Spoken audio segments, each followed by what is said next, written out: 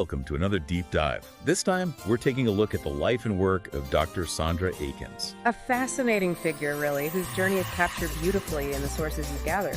We have quite a bit to unpack today, from her memoir, Journey in Learning and Teaching Science, as reported by EIN Presswire, and her detailed biography and interview in the History Maker's digital archive. Yeah, two really rich sources. Gives us plenty to dig into. Exactly. Our goal is to really dive deep into the life of this remarkable woman, to understand the forces that shaped her, from her early days to her impressive career. Both as an education professor and as a chemist, it's a powerful story. Born on March 16, 1944, in Winston-Salem, North Carolina. It's not just a list of achievements. It's a testament to resilience, to the power of community, to the impact of family. And of course, her lifelong dedication to science education. All right, let's begin with Winston-Salem, the mid-20th century. Her memoir offers a vivid picture of growing up as an African-American woman in a segregated society. What really stood out to you about this period in her life? Well, one thing that's really striking is how her memoir emphasizes the role of her community and family in her development.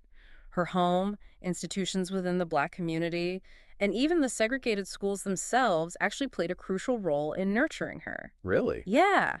It wasn't just about surviving hardship. It was about creating spaces where she could actually thrive despite the limitations imposed by segregation. I see. These spaces were actively fostering her development. Fascinating. And her History Maker's interview adds so much more to this picture. We learn about her parents' long marriage and their work at Winston-Salem Teachers College. Oh, definitely. Being surrounded by educators must have had a huge influence on her early worldview. Huge, yes. And she talks about her close-knit family, her childhood home.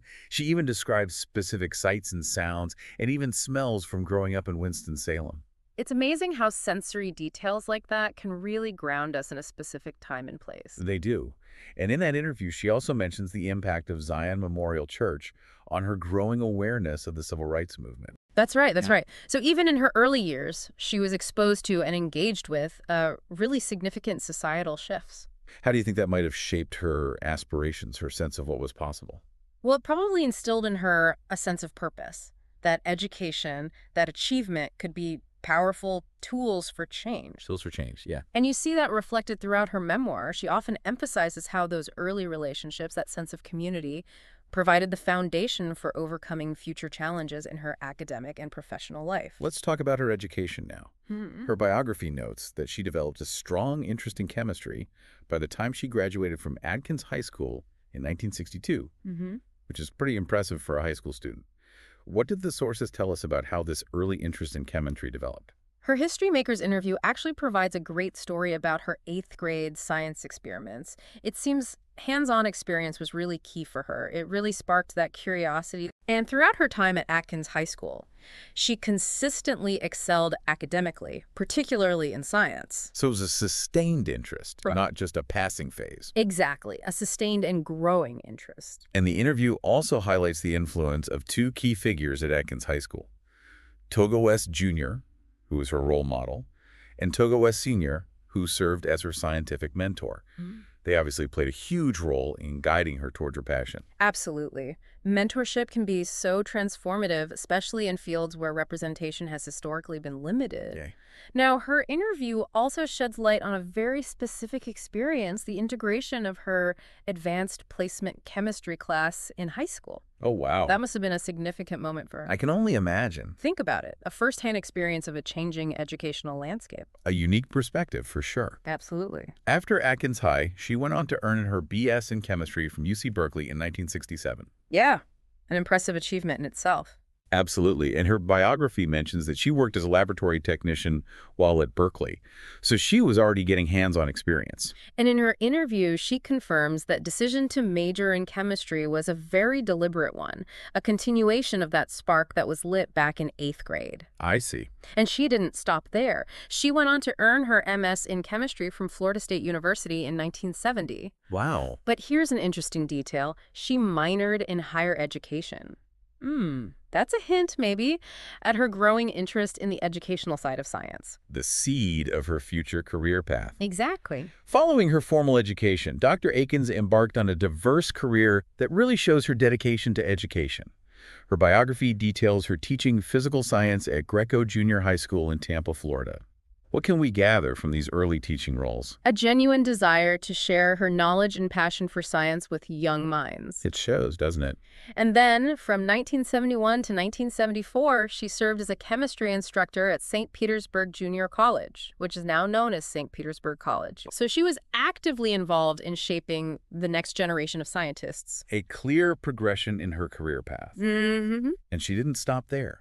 She went on to teach at Hillsborough Community College, rising to the rank of associate professor. Right. And later, she even taught at Northern Virginia Community College and served as an honors physics teacher in Lexington, Massachusetts public schools. Wow. This is a woman who clearly embraced diverse learning environments. Fascinating how she experienced teaching across different levels and settings. There's one more detail that stands out to me.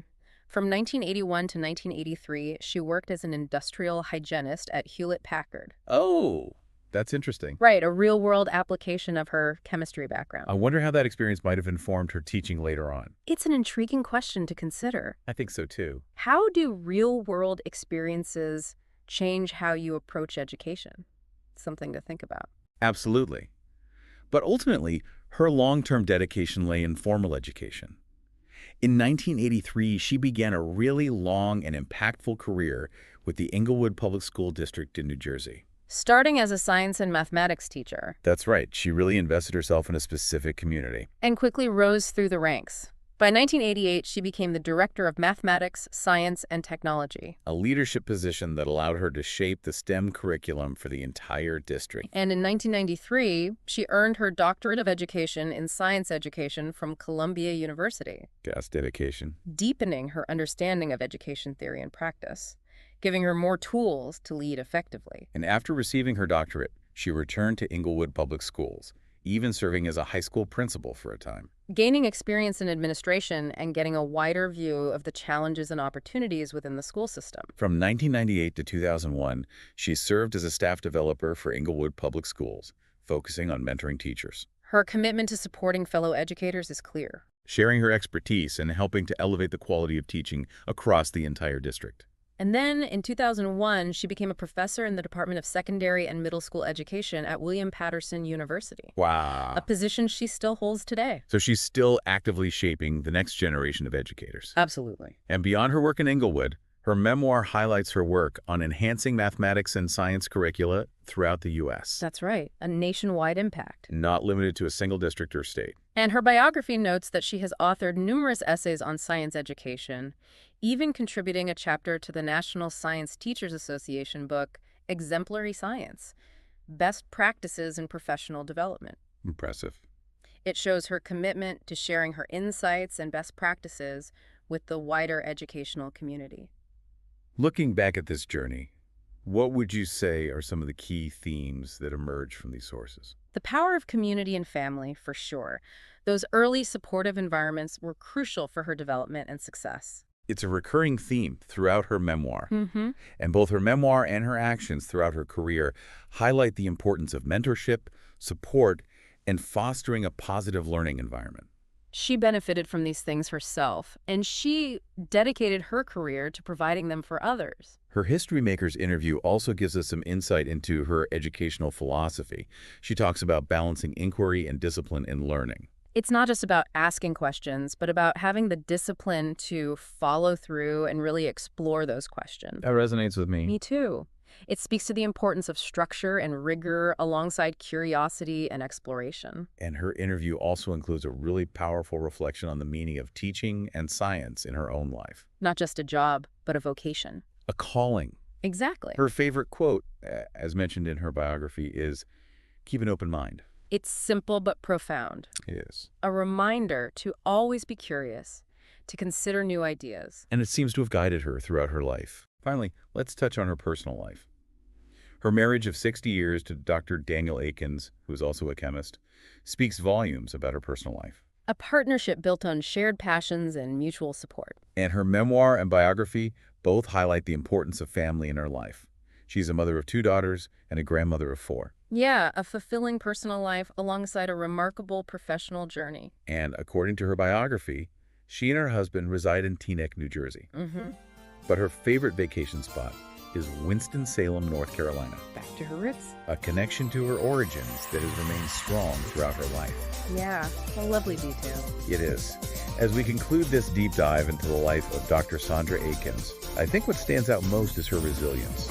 Her ability to overcome obstacles and achieve success despite significant societal barriers. Absolutely. And the profound impact of her community and family. Those early experiences clearly laid the groundwork for everything that followed. And of course, her unwavering dedication to science education, which has touched the lives of countless students and educators.